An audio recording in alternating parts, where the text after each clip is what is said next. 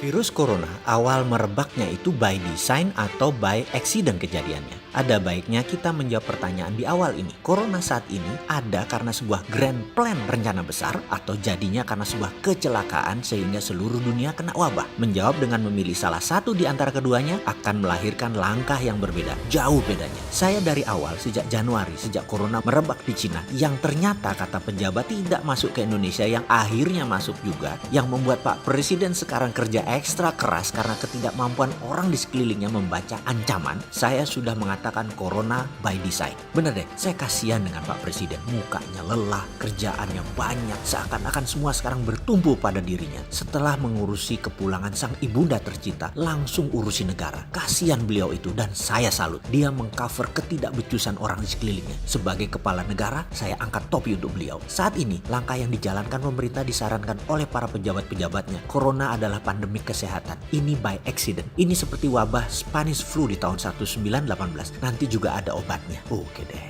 Oke, kita lanjut. Keputusan sudah diambil. Apapun tindakan yang diambil ada konsekuensinya. Pasti ekonomi yang tadinya gigi 5 mendadak saat ini jadi gigi 1. Melambat 80%. Sampai berapa lama? Maka kalau pakai strategi saat ini, semi karantina yang telat 2 minggu ini harusnya awal Maret dilakukan semi lockdownnya. Ketika baru di bawah 5 orang terpapar, sudah dipagari. Tetapi memilih setelah ratusan, bahkan setelah 1000-an baru dipilih, ya oke lah, gak apa-apa. Kita harus ikut pada aturan. Walaupun saya takut karena 2 minggu ke depan, kalau seperti perhitungan para cendekia di Wuhan University, 1 orang tuh menulari 4. Jadi kalau saat ini 1000, jangan-jangan sudah 4000 di luar itu. Jadi kalau pakai strategi saat ini, sekali lagi, kapan kelarnya? Menurut perhitungan matematis sederhana, kalau pakai strategi saat ini, perkiraan selama 6 bulan ke depan ekonomi Indonesia masih gigi 1, kira-kira sampai Oktober. Dan mengenai corona, kapan berakhir sebenarnya? Sebenarnya jujur, saya tidak bisa menganalisa, namun saya berharap sesuai dengan tanggap darurat nasional corona, yaitu 29 Mei 2020. Kembali ke efek setelah corona di bidang ekonomi. Kalau dalam dunia kompetisi balap Formula One, maka kemenangan itu ditentukan oleh 2 hal yang utama. Nomor 1 adalah kemampuan driver menyalip di tikungan. Ini adalah kunci sukses. Catatan, kalau di jalan lurus nyalipnya, itu karena kekuatan engine. Engine Indonesia itu rata-rata saja, jadi kemampuan drivernya lah yang menentukan. Dan tersering untuk menjadi yang terdepan, yaitu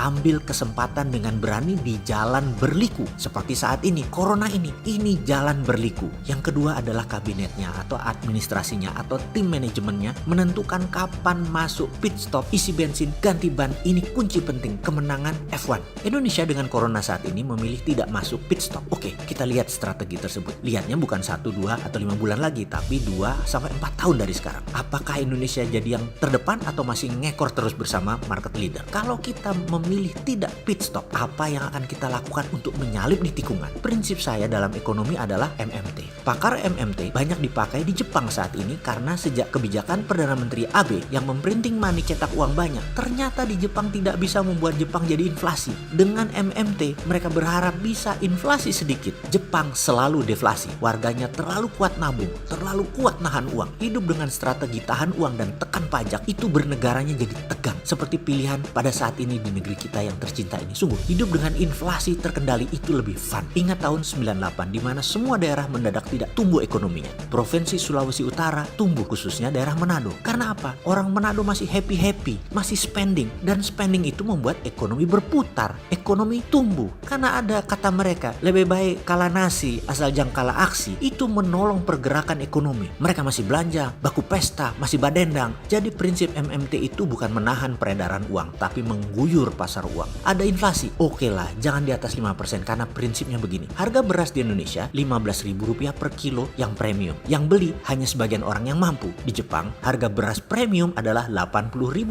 per kilo. Mahalkah Jepang? Kalau mengukur pakai kacamata ekonomi Indonesia saat ini, ya mahal. Murah yang Rp15.000. Tapi kalau pakai MMT, lebih baik Rp80.000 beras sekilo, tetapi semua orang bisa beli, bahkan tukang ojek pedagang kaki 5 di pasar-pasar bisa beli karena semua orang pegang uang. Lebih baik daripada Rp15.000 sekilo yang mampu beli nggak ada. Lebih baik dolar 18.000 by design tapi semua orang pegang duit, daripada sekarang melemah sendiri by accident, rakyat malah susah. Kuantitatif easing, longgarkan uang dan banjiri UKM pedagang di bawah-bawah dengan modal pakai MMT akan jauh lebih efektif saat ini untuk menyalip di tikungan ketimbang mengikuti aturan IMF dan Bank Dunia. Itu baru namanya pejuang kebenaran.